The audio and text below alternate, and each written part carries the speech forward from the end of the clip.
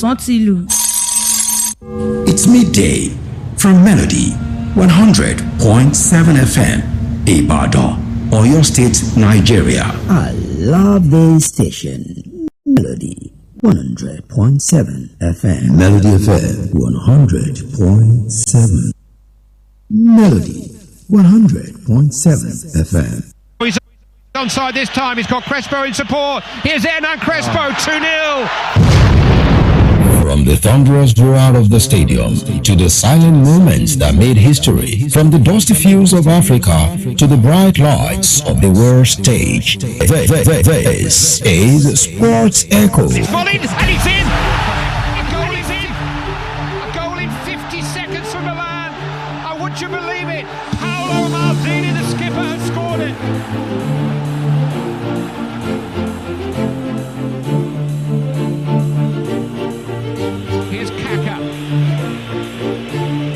Lifted into Shevchenko, he's onside this time, he's got Crespo in support. Here's Hernan Crespo, 2-0. Hernan Crespo. Look at that from Kaká. And what a pass too for Crespo. And what a goal that is. What a goal that is. Hernan Crespo again. Sublime pass by Kaká. Milan now playing for Milan as well.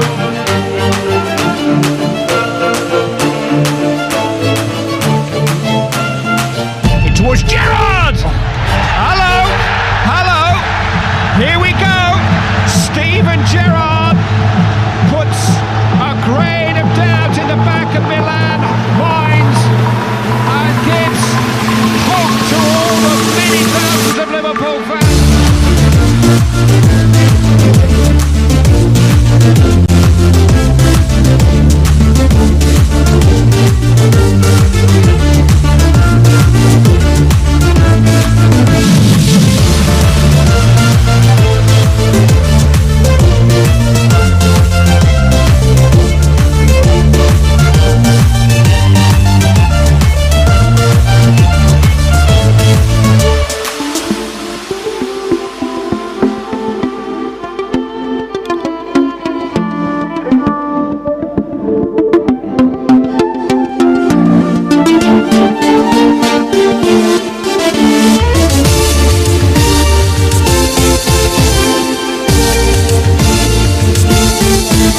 Good afternoon, sports lovers. This is Sport Echoes on Melody 100.7 FM. On this show, we dive deep into the stories behind the scores, the legends, the heartbreaks, the breakthroughs, and the unforgettable moments that shape sports as we know it today. And there's also the quiz segment where I ask questions, and if you get them, you're going to win something. Alright, from Nigerian golden goals to Olympic shocks to African giants that shook the world stage, this show is your backstage pass to the past. I'm going to be bringing you facts, voices, memories, and maybe even the futures as we relive the moments that made fans scream, nations proud, and history. Take note. So whether you're in traffic or at home or you're just chilling with your radio, I promise you this, after today, you will never see sport the same way again. Alright, I welcome you in the name of the chairman of Melody FM, Prophet Sam Adebayo Baba Authority, and also the general manager of Melody 100.7 FM, Eniola Afolabi, the sports marshal, and the producer of this show is pretty the finest, Adegoke. Adenike Adesoye is the studio manager for today. Big shout out to Daniel Adeyemi, who is right here in the station and in the studios with me right now, and also Moses doing justice to the engineering. We're currently live on Facebook and also YouTube. You can go on there, drop your comments as to some of the stories I will be talking about today. And yes, just go on there, share it, like it, and definitely I'm going to be reading out comments today. All right, I'm Akinbobola. Egunfemi, welcome aboard.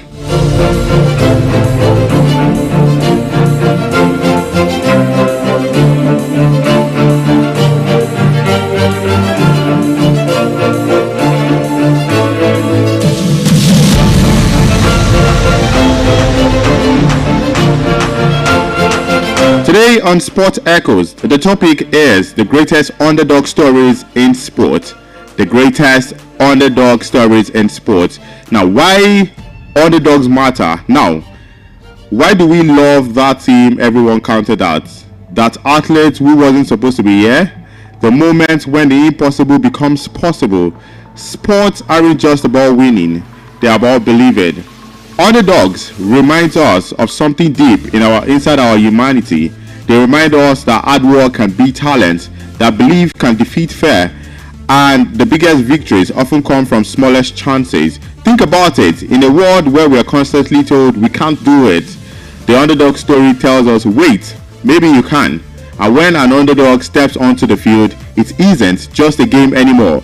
It becomes a fight against odds, against history, against statistics. And whether it's a young Nigerian boxer stepping into the ring for the first time or a small football nation facing a giant on the road, we see ourselves in that struggle because every one of us at some point has been underestimated. Underdogs matter because they bring the heart back into sport. They bring unpredictability, that wild spark, makes you yell at the TV and also jump from your seat or hold your breath in those final seconds. They make us feel, and that's why sports exists. So today, we're going to be exploring the greatest underdog stories ever told and ever remembered in the world of sports.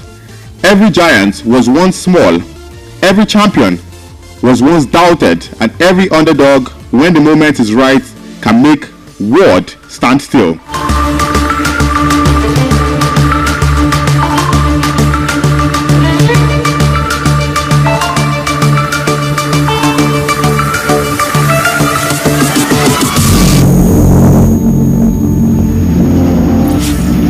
Impossibly, illogically, humbly, charmingly, life-affirmingly, gloriously.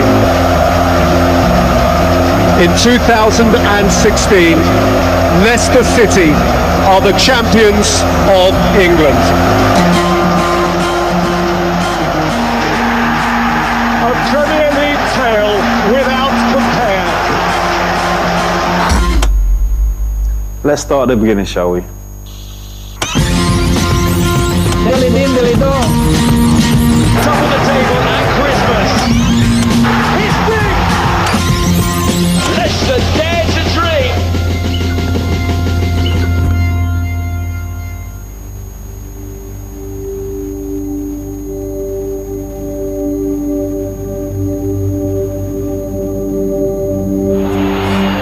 The 2014-15 season wasn't quite getting results, which put us in the relegation zone. Are you all right? I think we went 18 games without winning. We were basically dead and buried. I remember talking with the national team, and everyone was like, Riyad, you're gonna go down. I was like, guys, there's 9 games left. We have 7 at home. We never know. Surely, Vardy, it's found a way in! A remarkable show of defiance! This is Jamie Vardy! That's another 3 points now towards survival. All Brighton with a delivery, and they're round the back again, and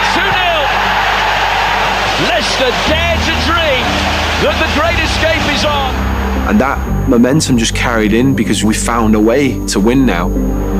Mahrez, superbly played! What a magnificent goal! Oh, it doesn't get much better than that! Oh my God, the great escape was unbelievable. Oh, Mahrez! He's done it again! It was as good as when we won the league. A remarkable reversal of fortune for Leicester. For me, it's very good and very exciting to start the new season. Claudio came in the summer after the 2014-15 season. Gaffer came in and said what he'd seen and what he liked about it, how it worked. He just wanted to change little things tactically that paid massively into the next season. It was like, okay, next season we buy a few other players, we can. At the top of the table, everyone's buzzing, everyone's happy. He is a gem in this jewel of a Leicester season! When I arrived in the club, First day I've seen them eating beans and toast, and I was...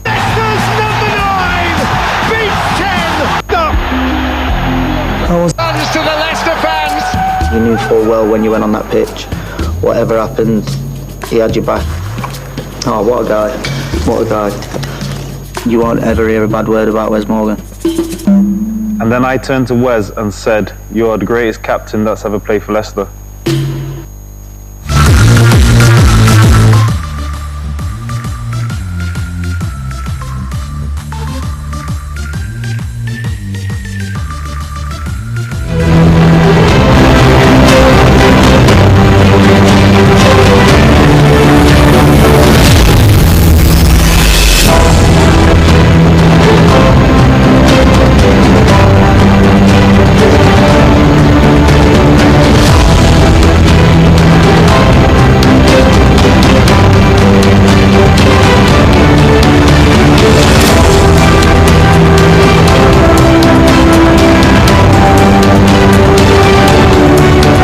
So that was Leicester City when they won the Premier League 2016. People call it the 5,000 against 1 miracle. No one expected that Leicester City was going to win the Premier League with the likes of Jamie Vardy, Riyad Mahrez, N'Golo Kante, a couple of other players. Wes Morgan was the captain of their side. So Leicester 2015-2016 Premier League champions, the club that bookmakers said had the same chance as aliens landing in London. 5,000 to 1, the biggest odds in modern sporting history. But to appreciate the miracle, we need to rewind the clock. Now, just one season earlier, Leicester weren't dreaming of titles, they were dreaming of survival. Now, 2014-2015 season, they were bottom of the table by Christmas. They lost 13 of their first 19 games. Most pundits predicted that they would be relegated. They stayed up only after a late season surge. They had no superstars, no rich owners splashing billions, just a squad of hard workers and belief tucked somewhere beneath the pressure. And when Leicester hired Claudio Ranieri, the football world laughed. A manager fired by Greece after losing to Faroe Island, and now he was expected to fix a Premier League team. But Ranieri brought something rare: calmness, humility, and a system that empowered players, not egos. His philosophy were keep the shape, play simple football, use speed to out teams on the break, build confidence, not pressure. The players loved him. He created a dressing room where everyone felt important. And talking about some of the unlikely heroes in the team, there was Jamie Vardy, from factory worker to Premier League star, a man who was playing non-league football at 25, working in a factory, told he was not good enough. In 2016, he broke the Premier League record, scoring in 11 consecutive matches. His story alone is a movie. Riyad Mahrez, the £400,000 bargain, signed from a French second division club. Nobody knew him, but he danced through Premier League defenses like poetry. By the end of the season, he was the PFA Player of the Year. I call him a king, because what he did, massive, fantastic baller. Afterward, he was signed by Man City, still continued to do exploits. N'Golo Kante, the engine, small, quiet, overlooked, but he ran more than anyone in the league. He recovered balls, broke plays, started attacks.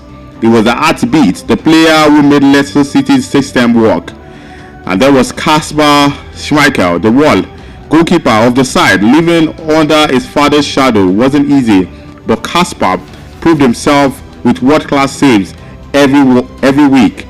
And in the defense, Wes Morgan and Robert Oates, the immovable pair, not the most glamorous defenders, but strong, disciplined, and fearless. Classic old school defending. That was what both of them brought. Wes Morgan and Robert Oates. You talk about Ferdinand and Vidic. I'll call them the mini Ferdinand and Vidic, because for Ferdinand and Vidic, they did it for a couple of years, back to back to back.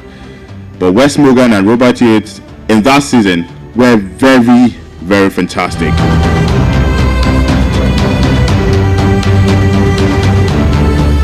And Ranieri built a team that did 4 things brilliantly: defended deep and compact. Opponents struggled to break them down, counter-attacked with brutal speed. Trust Jamie Vardy and Mahrez. They carried dynamite.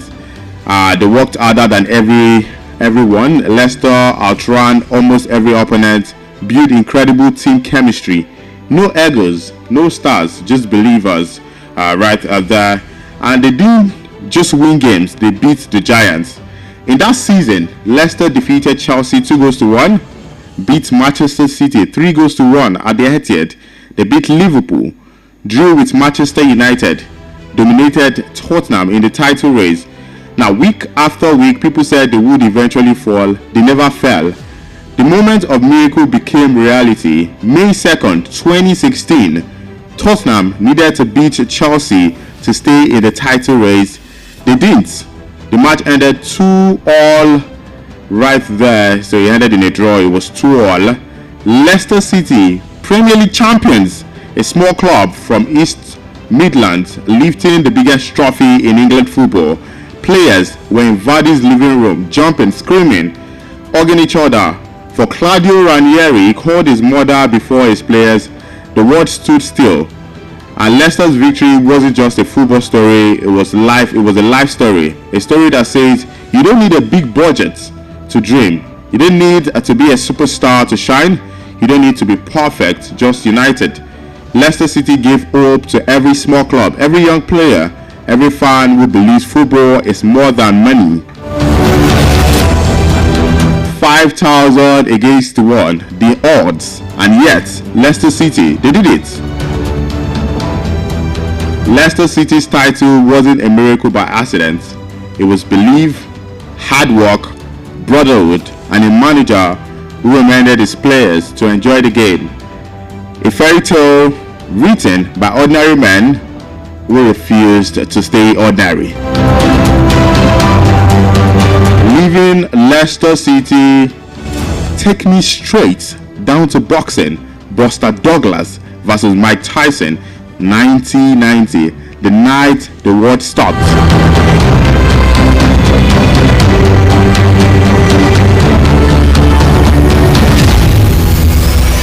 With one big shot again. He's down, he comes with the uppercut. Somehow or other, Buster's throwing shots back. Look at this! Past the midway point in round 9, and I expected Mike. Look at this! Look at Buster coming back! Did he buckle the legs of Mike? I don't know, he got him again! Buster fights back strongly, landing some big shots! And now he can't get Kellis. Look at this! Who would ever have expected this? I haven't seen Mike in this kind of trouble before. Look at Mike actually grasping to hang on. Mike missing the shots. Together as Buster's landing these. Oh, nice uppercut by Buster Douglas. Look at this. He's knocked Mike Tyson down for the first time in his career. Mike Tyson hits the canvas. He's in big trouble. He may not be able to recover. It's up to 7 and 8. He's not going to make it. Unbelievable. Unbelievable.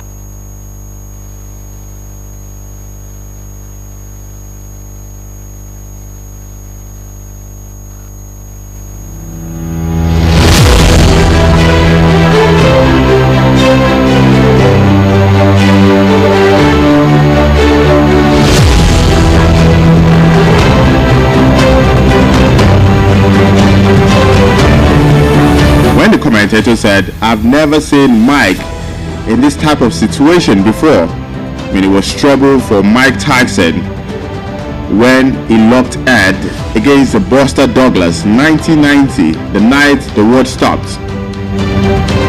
February 11th, 1990, Tokyo, Japan, a night that wasn't supposed to surprise everybody. Mike Tyson was being called at that point in time Iron Mike, the baddest man on planet, undefeated, unchallenged, knockout artist, a monster in boxing gloves. Tyson wasn't just a champion, he was a force of nation. And his opponent, James Buster Douglas, a man most boxing fans barely know, 42-1 underdog. In fact, some bookmakers didn't even book they didn't even book their bets. They made it easy. In fact, everyone picked Mike Tyson at that point in time. This was supposed to be a warm-up fight for Tyson before facing Evander Holyfield, but all sports have a mind of their own. Now, before the night, two lives moving in opposite direction, Tyson entered the fight distracted. His training camp was chaotic, no discipline, no focus, no hunger. It was partying more than training. I mean, he thought he was going to have it easy. His corner was improvised and unprepared. It was still Iron Mike, but the iron had cracks. On the other side, Buster Douglas walked into Tokyo carrying the heaviest pain of his life. 3 weeks earlier, his mother, the woman who believed he could beat Tyson, had passed away. In every training section, he carried a memory. In every punch, he carried a voice. He wasn't fighting Tyson, he was fighting grief. Buster Douglas trained like a man with nothing to lose and one promise to keep. The bell rang and something strange happened. Douglas wasn't scared. He was backing up, he was surviving, he was boxing. Jab after jab, clean shots, movements Tyson couldn't read. Tyson swung at those thunderous hooks, at the ones that normally ended nights early. But Douglas saw them coming. The arena balls began to shift. Wait, Buster is winning. Tyson looked confused, flat-footed, slow, frustrated. Douglas kept that long jab in Tyson's face all night. He fought like a man possessed. Round 8, Tyson reminds the world who he is. Then came the moment everyone remembers. Tyson landed a crushing uppercut. Douglas, on the other hand, he crumbled to the canvas. And the referee was counting 1, 2, 3. The world thought it was over. That was for Buster Douglas. But slowly, painfully, Douglas got up right at the count of 9. He beat the count, he beat the moment, he beat the fear. That knockdown didn't break him, it woke him up. And in round 10, Douglas came out like a man on fire. Jab after jab, right hand jab, a jab again. Tyson was exhausted, bleeding, barely seeing the punches coming. Then Douglas delivered the punch of his life. Tyson staggered back. Douglas followed with a brutal combination, left, right, left. I mean, thinking about it, boxing is one sport that I love so much because, I mean, fighting, and you get to see people screaming just because two people are fighting. So Tyson fell backwards, his legs twisted under him. He tried to put his mouthpiece back in upside down. Then the referee counted 8, 9, 10, and it was announced, ladies and gentlemen, Mike Tyson has been knocked out. Impossible became real. The world froze. The boxing world exploded. The unbeaten champion, the invisible warrior, had been brought down by a man nobody believed in. Buster Douglas became a global sensation overnight, but more than that, he became a symbol. That was Douglas Buster, a symbol of grief turned into strength, a symbol of belief turned into victory, a symbol of what can happen when you stop fearing giants. And because of that night in Tokyo, a man with every disadvantage beat a man with every advantage. Who's the advantage there? Definitely has to be Mike Tyson. Disadvantage was Buster. And a forgotten contender beat a living legend. A 42-1 underdog changed sport history forever. Buster Douglas didn't just defeat Tyson, he defeated expectation, doubts, and destiny. And doing so, he gave the world one of the greatest reminders in sports. No one is beatable, no prediction is guaranteed, no underdog is too small to shock the world.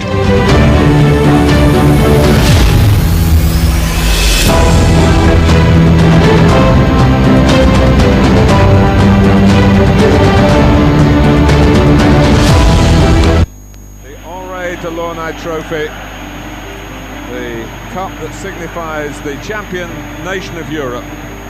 Greece and then Portugal will face each other again in the final of Euro 2004. Scolari's team have had one day's champion nation of Europe. Greece and then Portugal will face each other again in the final of Euro 2004. Scolari's team have had one day's extra rest. They haven't had to travel either. But Otto Rehhagel's men really on cloud 9 after the nature of their win over the Czech Republic. got the Chatas, the player who took it. Moments that won the match. The semi-final, they've got a goal here. The heading power of Haris Dias. They've scored from a corner again. He lifted his head and Portugal hang theirs. They are staring at defeat. Oh, it's over! It is over! Greece are the champions of Europe, the ultimate outsiders at the start of the tournament. And even at the start of this final, it's a footballing fairy story. The champions of Europe are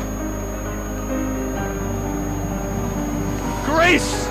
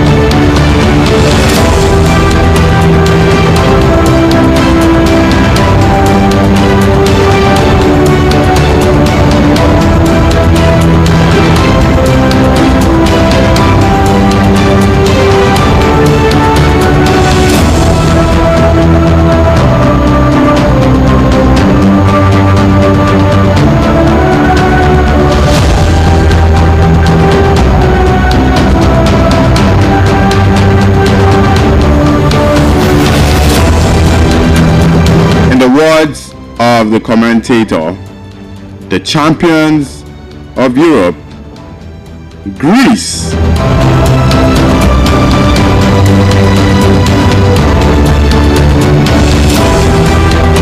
And that was the highlight of Greece winning the Euro 2004, the tactical miracle that shook Europe. And that was the first time I saw Cristiano Ronaldo in tears.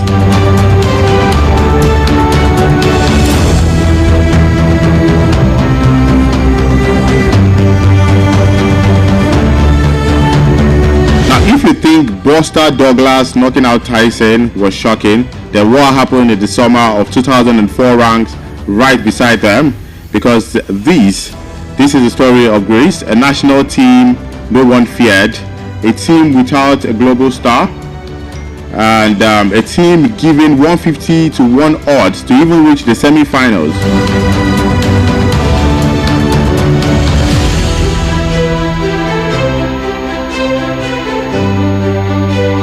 So Greece, they were the team given 150 to 1 odds to even reach the semi-finals. No team expected that they were going to get to the semi-finals, not even the finals of the Euros, and a team no one feared, a team without global superstars. And yet in July of 2004, they stood on the grandest European stage, lifting the Euro trophy. And this is not just an underdog story, it's a tactical masterpiece, a football earthquake.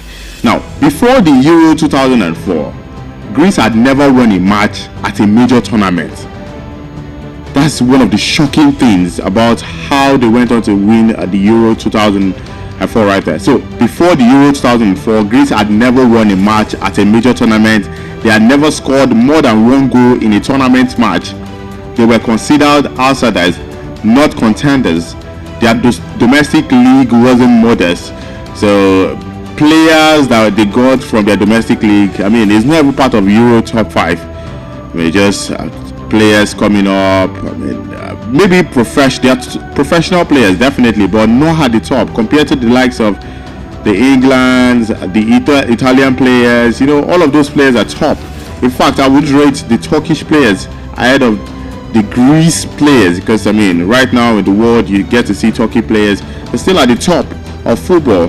Their domestic league was modest, their players were unknown outside Greece. Now, this wasn't a golden generation, this was a team loaded with talent. This was a team built on discipline, organization, and pure belief.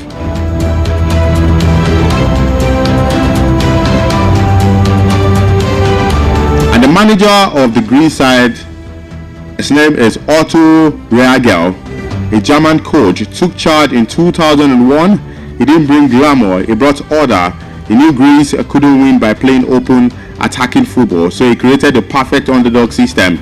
Compact defense, no space between the lines, zoned marking, ruthless focus on set pieces, counter-attack only when necessary. Every player on the pitch had one job and did it perfectly. Now, Reagal believed in one thing: if we cannot match their skill, we outrun, outflight, and outthink them.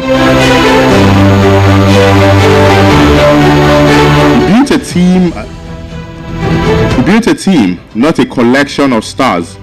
And opening match, Portugal was shocked. Tournament host Portugal playing in the opening game at home with young Cristiano Ronaldo rising, with Figo, Deco, and Rui Costa leading. What a packed squad. Young Cristiano Ronaldo, Figo, Deco, Rui Costa, just one team. And no one gave Greece a chance, but Greece turned the stadium. Final score 2-1. And this wasn't the final, the first game of the tournament. So the football world said, okay, lucky win. They will fade away soon, because it was the first game, just like what happened in the 2022 World Cup where Saudi Arabia had defeated Argentina. I mean, many people said, they were lucky, this or that, although they didn't go far in the competition. That was the same thing that happened there. Greece, the first game of the Euro 2004, they defeated Portugal 2-1. At that point in time, people were saying they were lucky to get the win and lucky to get the W right there. And Greece, the second game against Spain, they drew 1-1. They lost to Russia but still qualified, so they were able to amass 4 points. They drew to Spain 1-1, lost to Russia but still qualified because they defeated Portugal in their first game 2-1 right there. So it wasn't pretty, it wasn't stylish, but it was effective, and Rehagel wasn't just getting started. Greece versus France in the quarterfinals. So after qualifying, they moved straight to the quarterfinals. And looking at the quality of players in France, they had Zidane, Thierry Henry, Patrick Vieira, the most feared team in the world. The script said France would win, but scripts don't win matches. Discipline does. Greece defended with their lives. Then in the 65th minute, Angelou Charistias rose and delivered a stunning header. Greece defeated France 1-0. The shock waves began.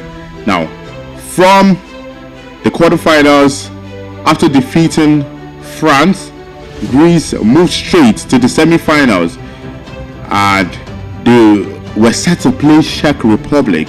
And that Czech team was the tournament's best attacking side.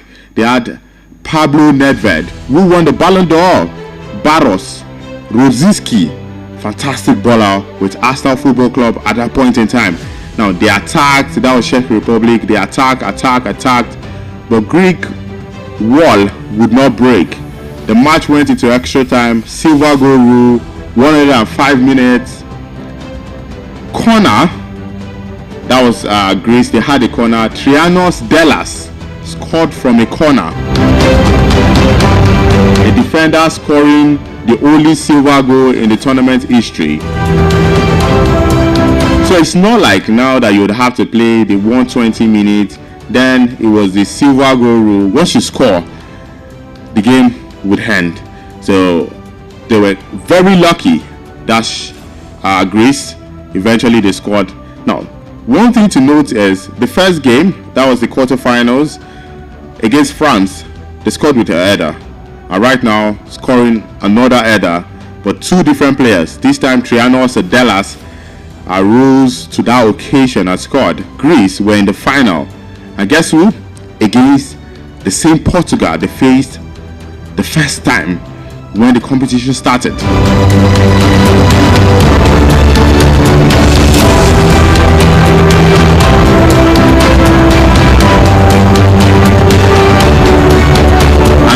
just to remind that Portugal were the hosts of the competition. So then it was stacked, the hosts versus the underdogs.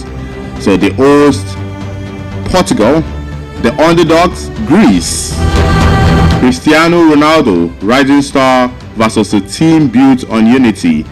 Portugal dominated the ball, they pressed, they crossed, they shot, but Greece waited for their chance. And guess what? A corner kick, one more, quarterfinal, corner kick, semi-final, corner kick, and in the final again, 57th minute, corner kick. The man that got the goal for them against France, Caristias, again, a bullet header.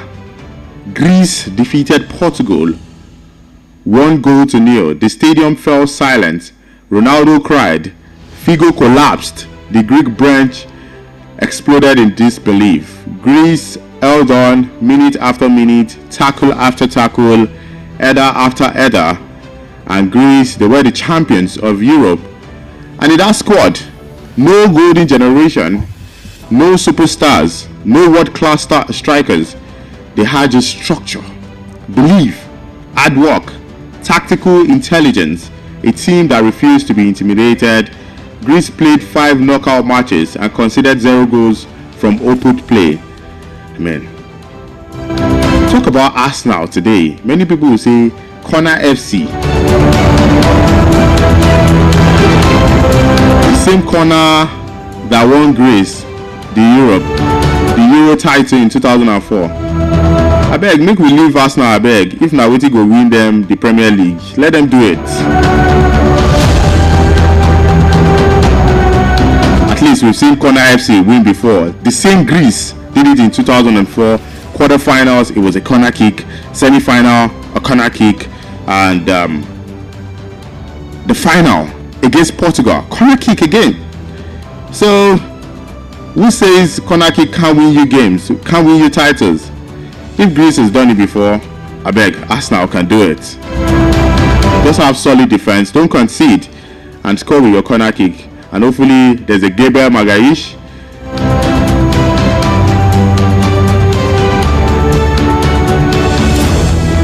Or a certain man like Christiase of Greece who can do the job for you, then everything is easy. So Greece didn't just win the Euro 2004, they earned it. Every tackle, every block, every header. This wasn't luck, it was discipline turned to destiny.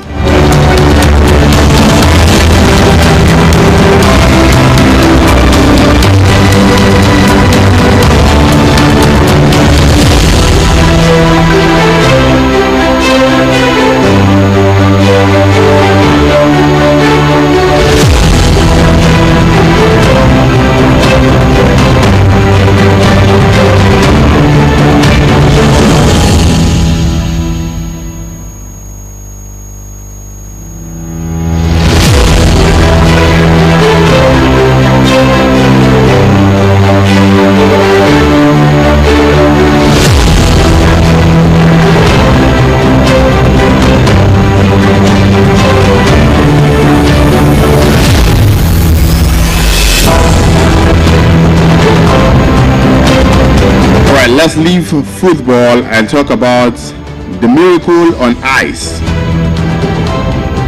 A match no one thought was possible. February 1980, the Cold War was raging. Tension between United States and the Soviet Union are boiling, and hockey, well, hockey is ruled by one country, the USSR, the unbeatable Red Machine. At that point in time, they had won 4 straight Olympic golds. They lost only 1 game in 20 years. A team filled with seasoned professionals, players who trained year-round like soldiers. And Team USA, on the other hand, a bunch of college students. Average age was 21, young, inexperienced, unknown. Coached by the fiery Art Brooks, who was told, "You can't beat the Soviets. No one can." That was what was told to the USA coach. You can't beat the Soviets. No one can. And guess Brooks' reply. You don't have to be the best team. Just be the best team tonight. That was his reply to those that said you can't beat the Soviets. Eventually did that. So the puck drops and instantly the boys in red take over. Crisp passes, ruthless shots. The Soviet confidence, almost arrogance, but the Americans, they don't break. They skate harder, eat stronger, fight from every loose puck like it's oxygen. The Soviets strike first, then the Americans equalize. The Soviets strike again, then the US level it right before intermission. Just like halftime in football, in hockey is called intermission. A goal that made the arena explode. Then the second period, more like second half, pure Soviet dominance. They fire shot after shot, but the US goalie, Jim Craig, turns into a wall. A miracle on its own. Still, USSR leads 3-2. So at that point in time, USSR, they were leading USA 3-2. And the miracle moment, the final period, 10 minutes left. The Soviets somehow looked tired. The Americans, like kids who refuse to let their dream die. And then Mike Eruzon steps up, he skates in, shoots, and goal. US leads 4-3. The final minute feels like an hour. Every clearance is a prayer. Every second ticks like a thunder. And then 5 seconds left in the game. Do you believe in miracles? Yes. It wasn't just a hockey game. It was hope. A nation divided, suddenly united by a group of kids who refused to accept reality. They went on to win gold, but the real victory happened that night. These wearing NHL stars, that's National Hockey Level stars, they were not professionals, they were no legends, just ordinary young men who created the most extraordinary moments in sports. And they weren't supposed to be competitive. They won. The Soviets were the most dominant team on earth and fell. It was geopolitical, emotional, historical. The world still talks about it 48 years later. Now, before I move straight to the quiz segment, Nigeria under 23 versus Brazil 1996 Olympics. Brazil, the South American powerhouse with players carrying the weight of history and nation's expectation. A team filled with technical brilliance, flair, and attacking genius. Nigeria under 23, talented, yes, but young, untested, underestimated. Few expected them to challenge Brazil in footballing duel, and yet these boys had courage. The boys had speed, hunger, and belief. They had nothing to lose. And in the match, the whistle blows. Brazil dominates possession. The passes were silky. The attack precise. It looks like it was on a predictable story. The giant versus the underdog. But Nigeria, they fight like warriors. Every tackle is fierce. Every sprint is a statement. Every counter-attack carries the heartbeat of a nation. Then the moment comes. Finidi George dribbles past defenders, passes to Nwankwo Kanu, and goal. Nigeria leads. The stadium erupts in disbelief. Brazil stunned. Commentators can't believe what they were seeing. And this was more than raw talent. It was intelligence, preparation, and bravery. Nigeria used blinding pace on wings. They passed hard when Brazil tried to build from their back, and they took every set piece seriously. And above all, they believed this was a perfect recipe for an underdog victory. Nigeria went on to win the Olympic gold, defeating Argentina 3-2 in the final. But the semi-final against Brazil, the match that defined them, a team of young African players had defeated one of the most technical gifted sides in history, overturned expectation, made the world stop and take notice of African football talent. It's like the likes of Nwankwo Kanu, JJ Okocha, Finidi George were already stars, but that match immortalized them. It was victory that said. Why does the underdog story matters as regards Nigeria and Brazil semi-final in the Olympics? It proves that African football could compete with the best. It inspired a generation of players and fans. It was a reminder that in sport, youth, courage, and teamwork can topple giants, and it cemented Nigeria's place in Olympic records forever. See, now we still talk about the Olympic 1996. Every time we lay claims, we talk about it every time. We've not won the gold since the Olympic 1996. We've come close with Samson Siasia when he came third. Was it 2016 with Mikel Obi being the captain of the side? But winning it, I don't think Nigeria has ever won it after the 1996. The legends then, the likes of Nwako Kanu, Finidi George, they've gone on to do exploit, leaving football. Some of them managers, some of them, call them content creators. Some of them are talking sports as pundits. A couple of them are doing well for themselves. The 96, talk about the 94. These were great sets of the Super Eagles of Nigeria. All right, it's time for the quiz segment.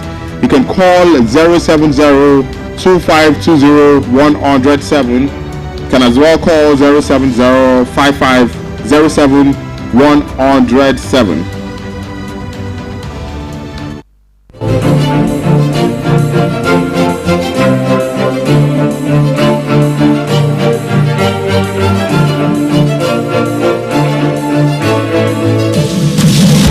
Hello?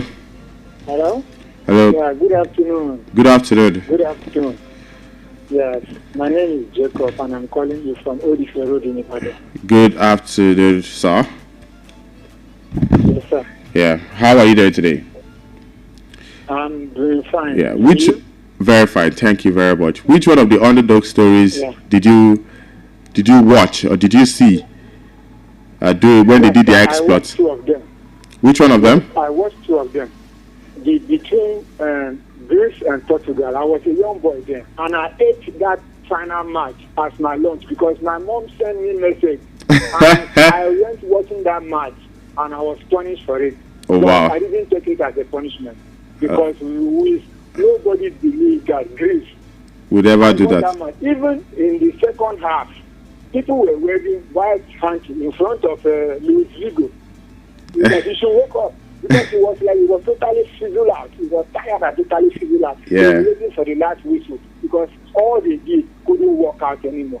Okay. And then the Nigeria, the Atlanta 96 between Nigeria and Brazil. Yes, sir. I'm telling you, around that 3 a.m. that this match was played, a lot of people, when Brazil was leading 3-2, people went to sleep so that they would go. I was in Lagos there, and they would go to work the following day. And we were just leaving to cross the road to bus stop. We just heard because we went to watching viewing center. We just heard that Nigeria has equalized. We ran back. And you know that we were just driving all over Lagos in our vehicle and celebrating Nigeria. So these are the underdog stories that people who witness it live will live to remember and tell their children. I used to tell my children about it. All right, sir. So let's head straight to the quiz segment. So pick a number. Yes, I pick question number 11. Okay, question number 11. This one should be simple. Which Leicester City player scored in 11 consecutive Premier League matches in 2016? Jimmy Vardy. Okay, you're correct. So when I'm done, we'll talk after the show. Yeah. Thank you. And I so much love this guy, but since he left Leicester City now, I'm not hearing much of him. I don't know what is happening. Yeah, because I feel like he's getting old, so he's past his prime. Yes. No, sir. Football is a very rigorous sport. Yes, sir. Thank you, sir. Yeah, thank you very much, sir. I love you and I love your session. I love Baba Authority. May God continue to bless him. Thank you very much. And bless the session. Thank you very much, sir. Yes, sir.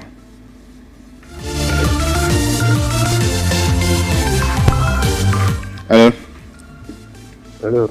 Good afternoon. Yeah, good afternoon. Yeah. What's your name and Mike? Mike. Michael from Gate. Michael from Gate. All right. Which one of the stories did you enjoy saying? Which one of the underdog stories? Yeah, I think all of them, but the Greece. Okay. So let's head straight to the quiz segment. So pick a number from 1 to 20. Number 20. Number 20. Yeah. So which defending European champions did Greece defeat in the quarterfinals?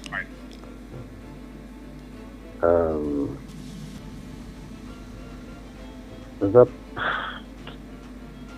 that Portugal? I was not really listening.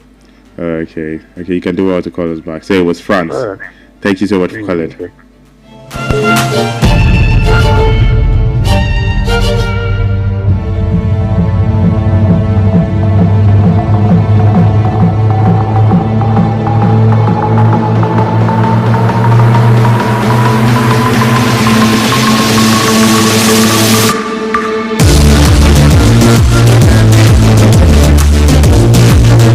07025201107. You can as well call 07055071107.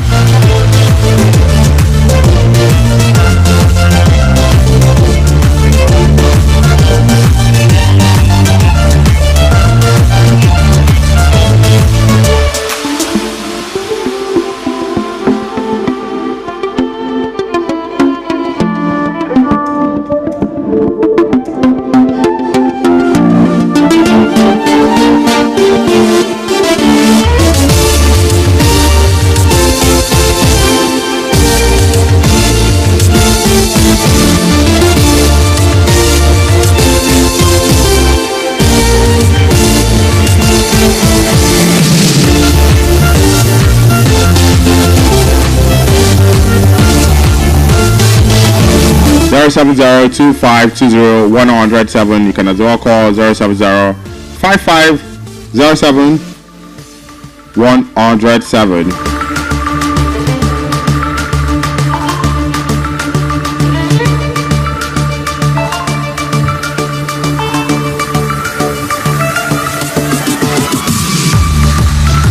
Alright, and that is the magic of the underdog.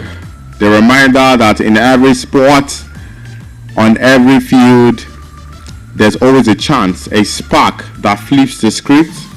We've traveled through moments where giants fell, where long shots became legends, where the world stopped just for seconds to witness the impossible become real. From Leicester City's miracle run to Buster Douglas' punch head around the world to Greece shocking Europe and the miracle on the ice. Also talking about Nigeria's fearless dream team. The stories were never just about winning, they were about courage and about belief, about teams and individuals who refused to listen to the odds and instead listen to the heart.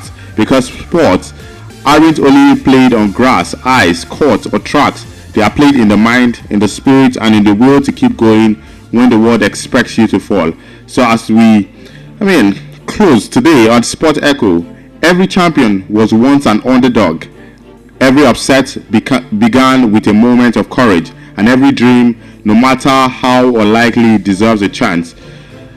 Alright, a special thanks to Adenike Adesoye, who is the studio manager for today, and also the guys out there, Daniel Adeyemi and Moses, my brother, doing justice to the engineering.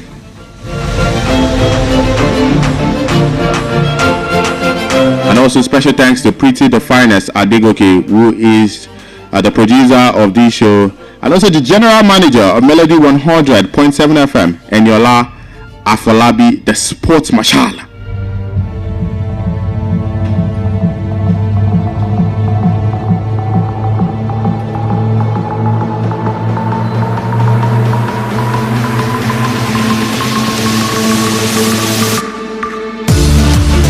And just to take comments on Facebook, Naima Olabisi, my mama, well done, she says on Facebook, and commentator Jolo Osho Ario Eri says, my G, watching you from Oyo. Alright, special thanks to the chairman of Melody FM, Prophet Sam Adebayo Ojo Baba Authority.